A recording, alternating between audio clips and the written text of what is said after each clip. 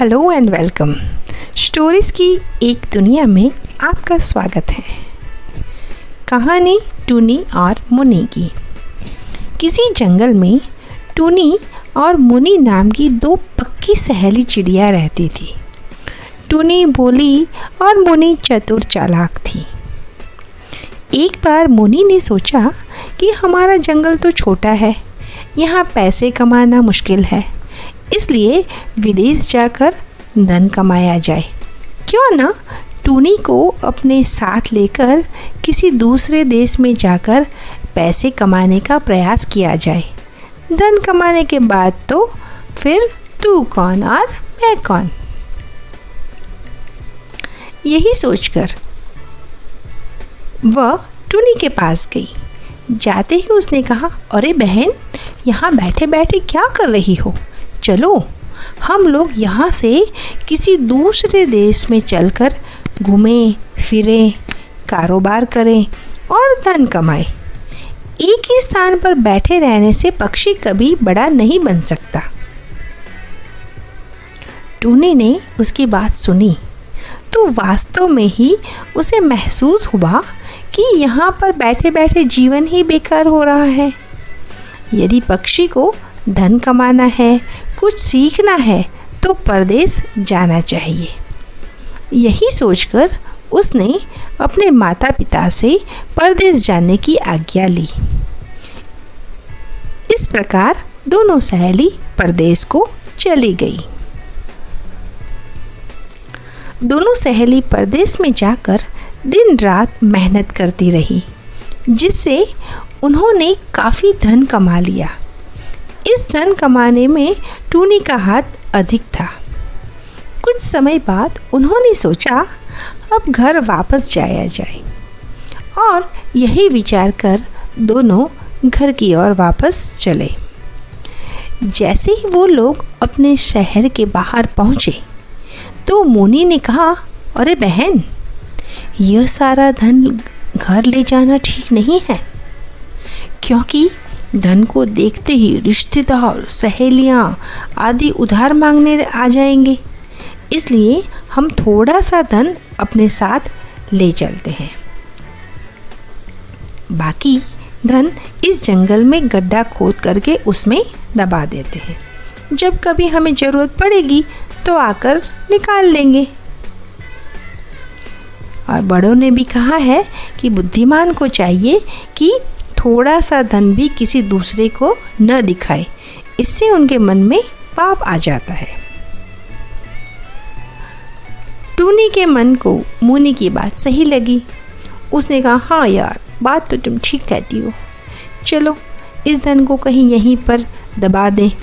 और इस प्रकार इन दोनों सहेलियों ने मिलकर जंगल में एक गड्ढा खोदा और उसमें धन दबा करके दोनों अपने शहर आ गए। कुछ दिनों के बाद मुनि ने सोचा, क्यों ना ये सारा धन मैं रख लूं। टूनी से चोरी, बस फिर क्या था। मुनि इस दुष्ट काम में देरी कहाँ करती। उसने एक रात जंगल में जा उस गड्ढे से सारा धन निकाल करके गड्ढे को वैसे का वैसे ही बंद कर दिया। कुछ दिन बाद वह टूनी के पास गई और जाकर बोली, मेरी सहेली, अब हमें यह धन निकाल कर बांट लेना चाहिए, क्योंकि मेरे घर वालों को भी धन की आवश्यकता है। मुझे भला क्या ऐतराज है बहन, चलो चल करके यह शुभ काम भी कर लेते हैं, टूनी हंसकर बोली। इसके पश्चात दोनों ही उस जंगल में गए और उस गड्ढे को खोदा। वहाँ क्या था? केवल खाली। धन तो पहले ही गायब हो चुका था। किंतु मुनी तो बड़ी होशियार थी। उसने झट से कहा, देखो बहन टूनी, यह धन तुम ही निकाल करके ले गई हो। तुम्हारे सिवाय इस धन का किसी और को पता नहीं था। टूनी बेचारी निर्दोष थी। वह क्रोध से भरी हुई बोली, नहीं, ये झूठ है, मैं चोर नहीं हूँ। मैंने तो जीवन में कभी भी झूठ नहीं बोला। कभी चोरी नहीं की। इस प्रकार दोनों में झगड़ा बढ़ गया।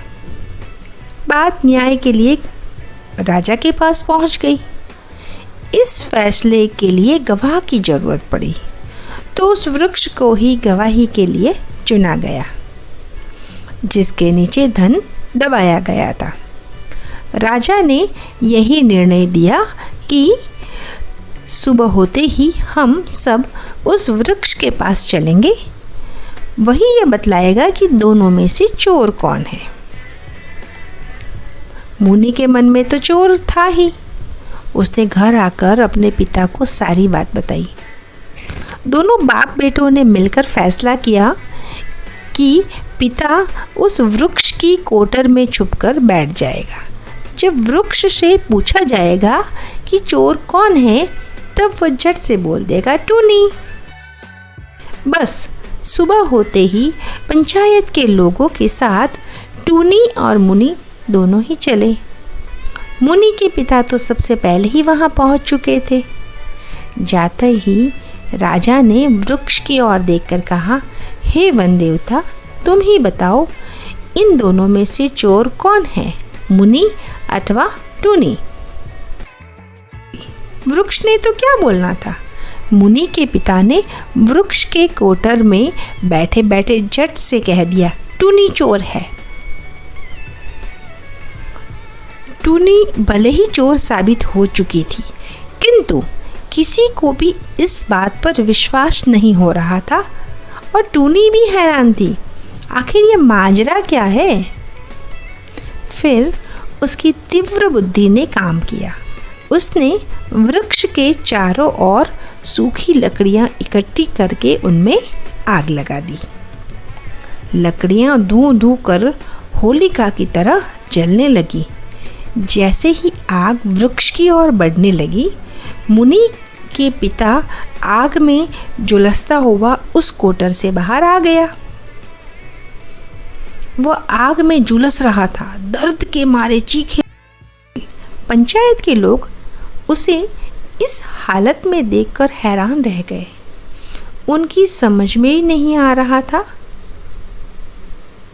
अंत में मुनि के पिता ने तड़पते हुए अपनी बेटी की चोरी की सारी बात बता दी और स्वयं कुछ समय पश्चात मर गया। राजा ने मुनि को दंड के रूप में उस वृक्ष पर ही लटका दिया और कहा कि बुद्धिमान को चाहिए कि कठिनाई में भी धैर्य न खोए और साथ ही बाधा के निवारण का उपाय भी सोचे। तो चलिए, ये कहानी हुई ख़त्म। मिलती हूँ एक नई इंटरेस्टिंग कहानी के साथ। तब तक bye bye and take care.